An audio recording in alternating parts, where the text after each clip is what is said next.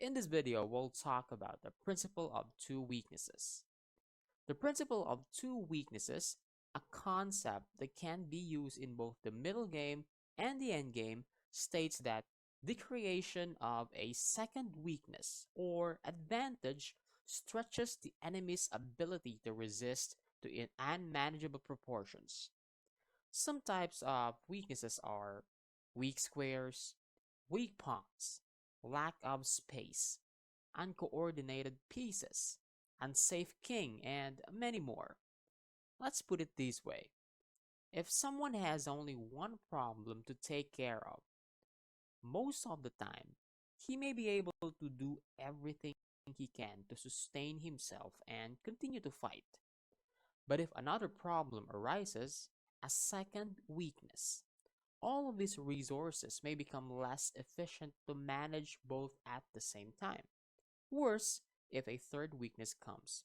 Eventually, he falls. The logic behind this is that the attacker usually has more space and more room to move his pieces about. In other words, he is better balanced. It stands to reason that the better balanced side will have no trouble jumping from one area of contention to another, while the defender who lacks proper mobility will not be able to nurture those two afflicted areas with the same speed and agility. White is already torturing black's pawn on d6. That's first weakness. And black's pieces are somewhat tied up to defending that isolated pawn. It seems black is going to continue holding that up, isn't he? And in the perspective of white, there's no obvious way to finish black at the moment. Instead of forcing things, white can actually make matters even worse for black by creating another weakness. The move a2 to a4 is actually a good move here. It turns black's queenside pawns into a cannon fodder. Weakness number 2. Now, another good move to create additional weakness for black is actually bishop to d2, going into c3, taking advantage of these dark square weaknesses. Tries to stop that a2 to a5 with have this maneuver with bishop to d2. For example, rook a to b8, uh, bishop to c3, and this rook is going to go to e1, and the threat is to capture that knight. There's a lot of pressure here. If black plays f6, at some point this light square will be weakened. So this is a huge advantage for white this time. In this another position, white's powerful pass b pawn here has black on the run. Though white is clearly in charge, a win still hasn't been notched on his belt. In order to stretch his opponent's defenses, white plays h5. Now, that is creating a second weakness or advantage.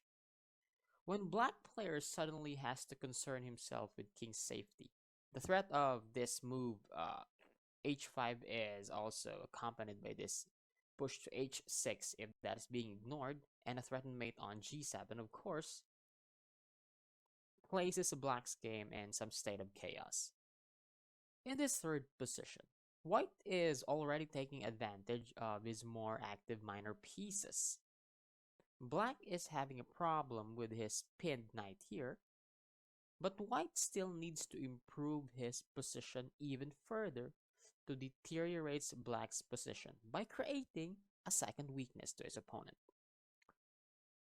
Rook to d1, threatening to capture the queen. Now, queen c6 is not a good move here because of bishop to d5, and we have skewer here. So queen has to move somewhere else. Queen to f8 is also not a good idea because there's rook takes d7 and queen takes f6. So the best move here for black is queen e7.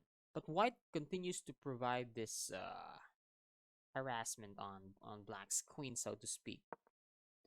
Rook to e1. Of course, black's queen cannot go back to d6 because there is now rook a to d1, so he needs to go to f8 this time. Next is rook to d1. All right, rook a d1 creates another weakness for black, actually. Now, the idea here is to keep these rooks more active in these files, and the pin on this knight here is actually threatening to capture that knight, and we're going to get this dark square weakness on black being capitalized. Now, if black strikes with h5, what happens? Now there is this threat. Rook takes knight, rook takes rook, and we have queen takes f6 check, and black will throw in the towel soon. Here's another example. In this position, white is a piece up, but has a slightly loose king here. Uh, all the pawns in front of it are gone. And it seems that black was not able to fully compensate his piece sacrifice early in the game. Here, white played f6.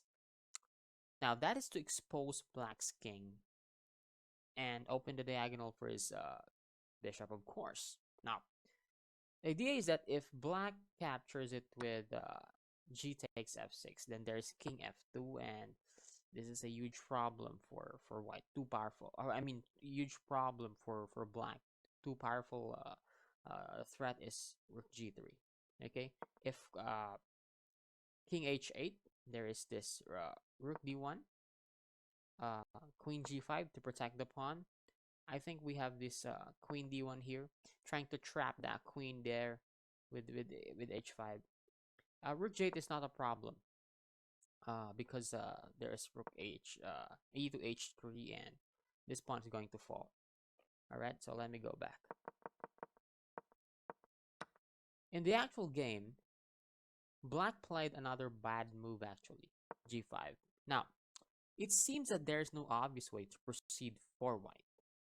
We know now that this is going to be winning for white if he continues to play well for the rest of the game. And we have an advantage. First, there is a weakness here in light square. Another extra piece here. That is bishop and knight versus this lone bishop here. And his rooks are more active, okay, versus black's rooks. One of his rooks is actually hidden there beside a king. So this is a huge plus for white already. But there is no clear direction to proceed to. Therefore, we need to create another weakness. And he plays d5. Now, what is the idea behind this move? Okay, the idea is to weaken this f5 square actually if this pawn captures this pawn. Now, if e takes d5, then we have this in-between move, bishop to h7 check, king h8, bishop to f5. So where is this queen going? Okay, where's this queen going? Perhaps queen h5. Now we have this rook to h3, and this pawn is falling here. If queen to e2, there is this rook takes h6 check, and this queen is going is falling soon. King g8, we have this h7 check, and queen is lost. All right. Now let me go back. Now this d5 is trying to create a second weakness for black. If black ignores that, okay, white could actually create a pass pawn here, and that's very strong. That's a protected pass pawn. Or another thing is, for example, he ignores that with the threat. This rook f to c8 has a threat of capturing on d1. Queen takes d1. Queen takes d1. Please bear with me with this. Try to imagine with me. And then he's got rook c1 here. But if that happens, white could still push this pawn to d6 to create a pass pawn, or you could still capture this uh, pawn there. If black continues with this plan, we have this rook c1. We have an in-between move of e takes f7 check. Of course, king captures the pawn. e1. Uh, After this position, we have a protected pass. Both are pass pawns, and this is very good position for white, and this should be winning. Hey, check this video out to make sure that you get more important information to bring your chess to the next level.